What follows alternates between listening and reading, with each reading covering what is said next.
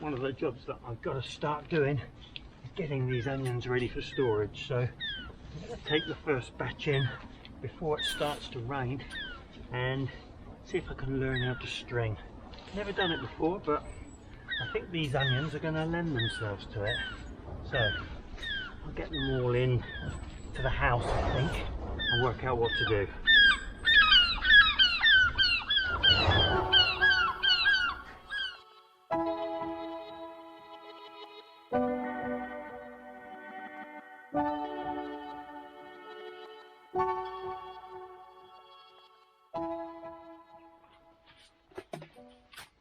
Well, Mrs. K wanted some peppers for cooking with.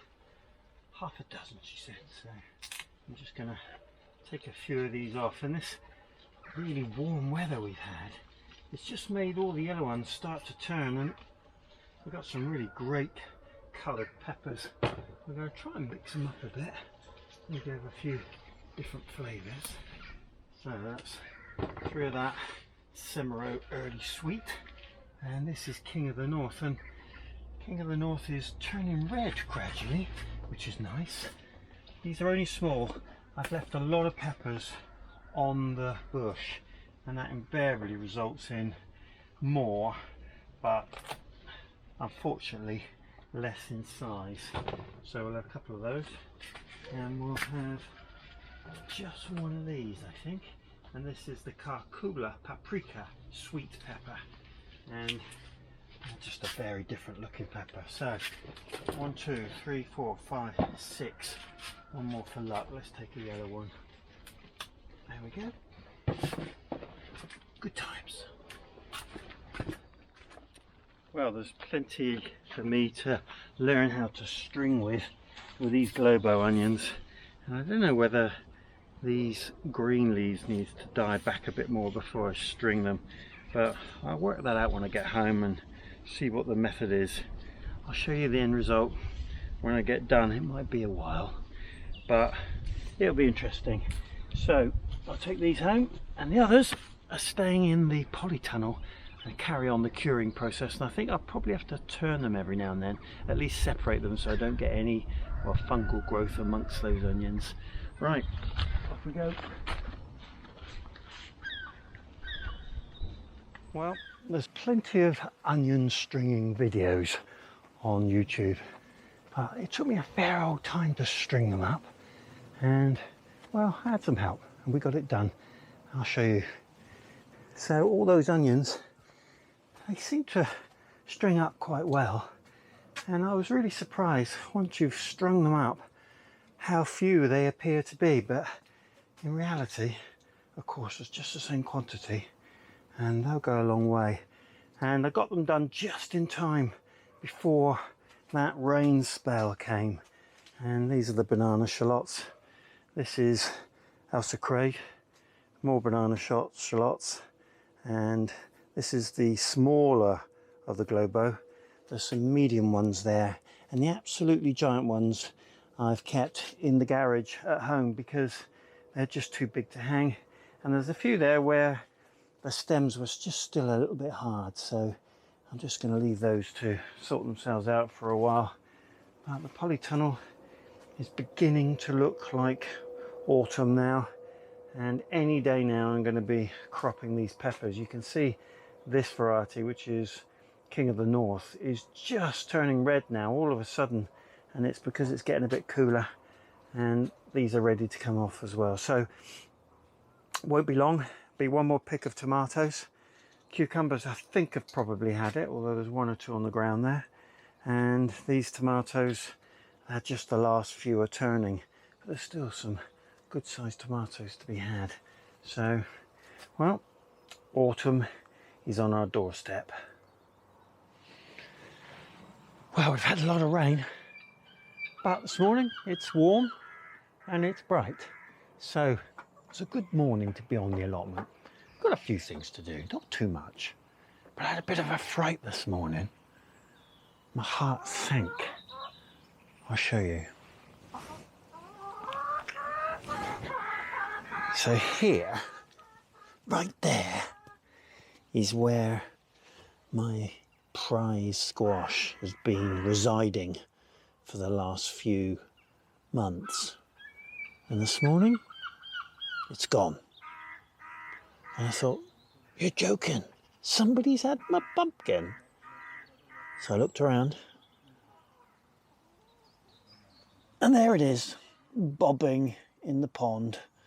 So we're going to do an extraction this morning and have a look at it. And I think I'm going to need some help on these pumpkins and squash identifying. So I'll show you in a minute.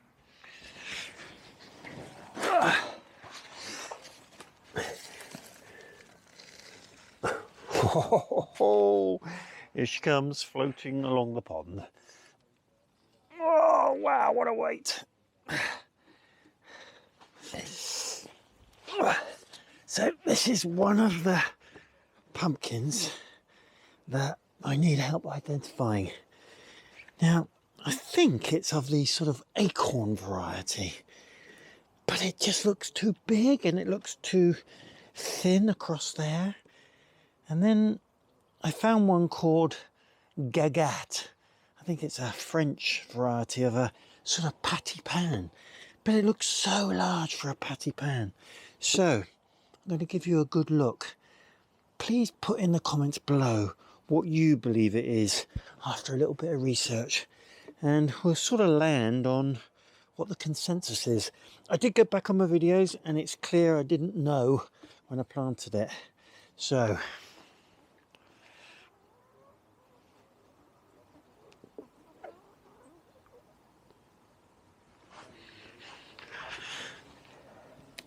the other one that I need help identifying is this yellow variety. There's a small one down here. It doesn't look ribbed. It's a bright yellow, and generally people have said that they think it's a spaghetti pumpkin. And I've looked at an awful lot of pictures of spaghetti pumpkins, and I'm rather hopeful that it is. But I've not seen anything that comes anywhere near the size of this one. And that makes me think perhaps it's not. It's got a thick yellow stem down there, and it has got this yellow ribbing, which I don't think I've seen on the spaghetti pumpkins. And it's, well, it's got to be 13, 14 inches across. It's just massive. So again, if you've got any idea what you think this is, then let me know. I've been through all my seeds to see if I can identify what it might be from seeds that I've kept, but just can't identify it. And maybe it's just a rogue seed, I don't know, but it's a beauty. I have to get these blue hubbards out so that the sun can get to them, but the leaves are beginning to thin now. It's the one that I've got down in there that I think I need to do something with it sometime. I'm just having a look down there, see if there's anything I haven't detected so far, but I don't think so. So, I know I'm a bit obsessed by pumpkins, but I do love them. And this one particularly is a puzzle. So again, pop in the comments below if you've got an idea of what that is. There's my hand on it to give you some sort of scale. At some point I've got to get in here. So these stingers are coming out because every time I get in there I get stung. So they're coming out now while I've got my gauntlets on. I've got to be careful I don't topple backwards and end up in the pond or on the rockery. But there we go. Wow, I think I've got part of the squash plant involved in this, and that's going to come out too now. Wow, don't they get going? Look at that. Right, it's coming off there.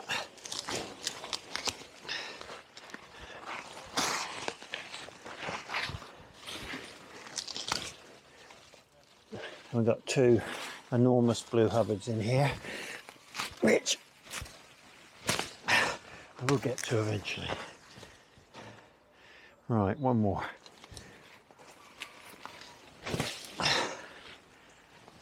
Two more. There we go. Well, that certainly opened it up, and I think that's going to help. We can sort of see in here now. You can see the size of that fella, and there's another one just here. So I've got a couple of nice blue hubbards, and hopefully with it being a bit open like that, they'll colour up. That's a general idea. I might just clear a little bit more around them, but it's going well. Oh, these verbena are lovely, beautiful. Well, there's not a lot of glamorous gardening to be done at this time of year. I think in this area it's about weeding. I am going to take this out because it just isn't going to be any good as a leek, I don't think. We might take it home and see what we can get out of it, but it's certainly bolted, and this one's bolted as well. So I'm going to take a few of the damaged ones out and then give a really good clear up, get rid of some of these weeds. It needs doing.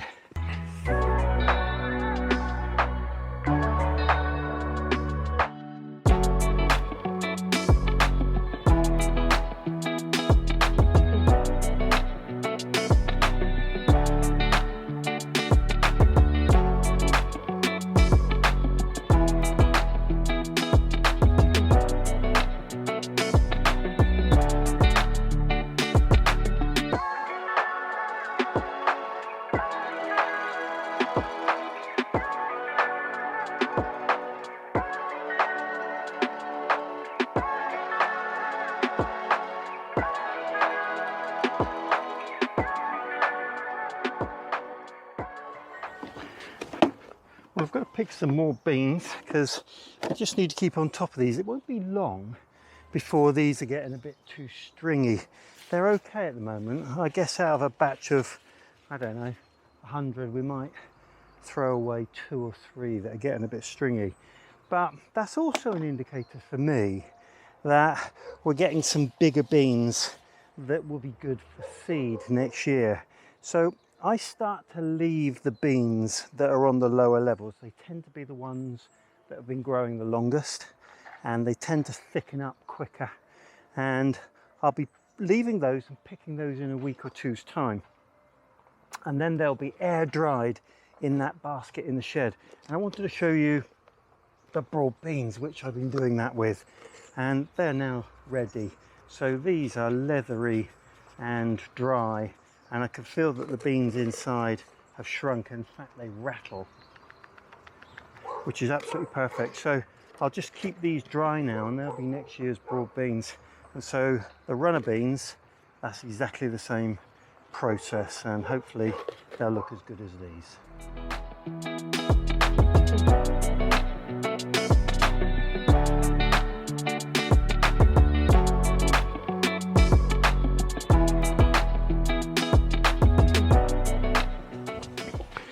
Well, there's some amazing beans in there.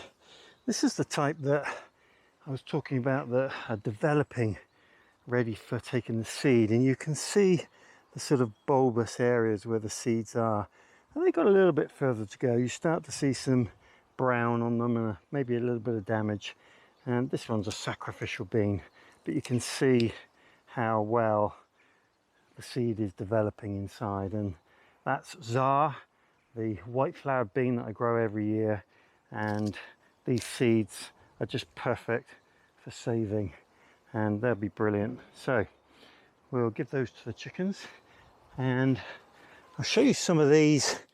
That's the quality of bean that you get off of this plant. It is absolutely fantastic, and these are just starting to get a little rough on the outside, but when you peel them, they are just perfect.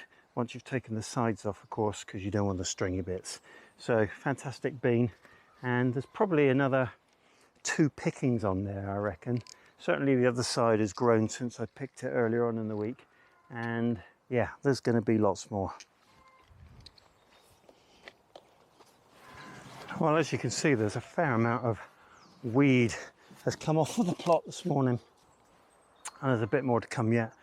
These orange leaves or brown leaves from the rhubarb, they just get a bit slimy if you leave them too long. Here's some that are really decaying. It just becomes a bit of a sloppy mess. So now's the time just to get rid of the orangey ones and just allow the green ones to carry on feeding goodness back down into the corm. So I'm going to work my way through and get rid of the orange ones, tidy the plants up and scoop up some of this so that when the rains come, it doesn't get too slimy.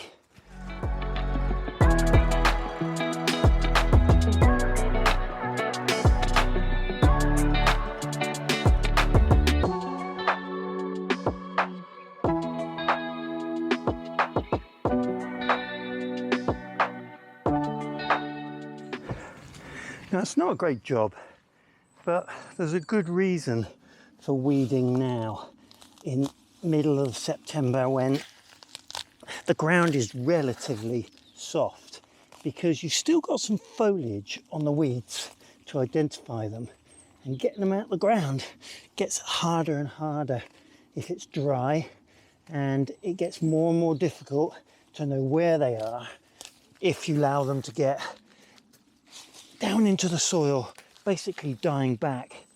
So coming around these fruit bushes, I can give them a good tug and get the vast majority of the roots out. If I leave them much longer and that foliage disappears, then I don't get it, and then it's a problem for next year. So don't leave your weeding too long now. If you think it's going to die back, it will, but it'll make it harder for next year.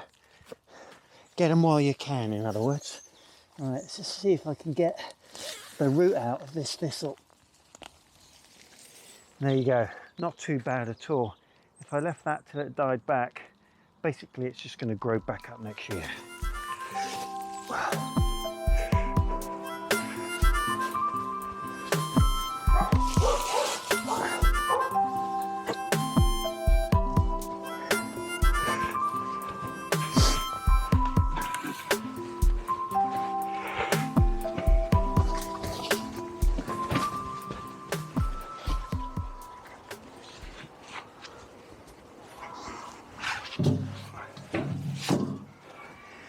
So this area in front of these compost bins is going to be where I try and grow some garlic in pots. So you're probably aware of the story. The potato that's got a scab in it has come out of this soil, and I'm not going to reuse that for growing potatoes, but I am going to try growing garlic in it because of the white rot I've got in the various places around the plot. So I think I'm going to have just a whole section of these pots, and this year we'll try some garlic in them. I've been to the local garden centre that I go to, where they invariably sell garlic loose, which is the way I like to buy it, and I reckon it'll be another week or two before it comes in. So I just want to be ready, and this soil is fine, and I think I'll end up with about 6 or 7 pots, which should be quite good. And then I'll grow a few in the polytunnel, and hopefully that'll tide us over on the garlic front.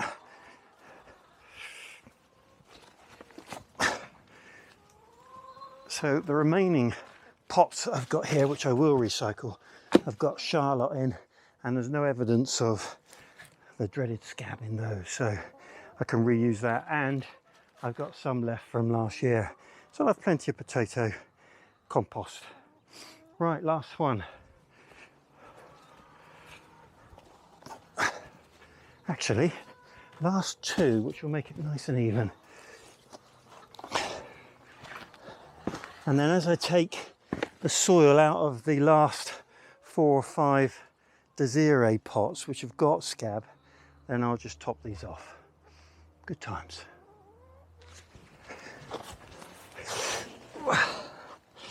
Well, I do hope you've enjoyed my video today. It's been a bit physical actually. If you do enjoy my videos, then give them a thumbs up. And if you're not subscribed already, then click on the subscribe button and the bell. And if you click on the bell, you get notified whenever I upload one of my videos, which is every Wednesday and every Sunday at 8 p.m. And don't forget, I need some help identifying these fellas. So if you've got any idea, put it down below in the comments and hopefully I'll get to the bottom of it. This one was bobbing around in the water, so I think I'm going to call him Bob.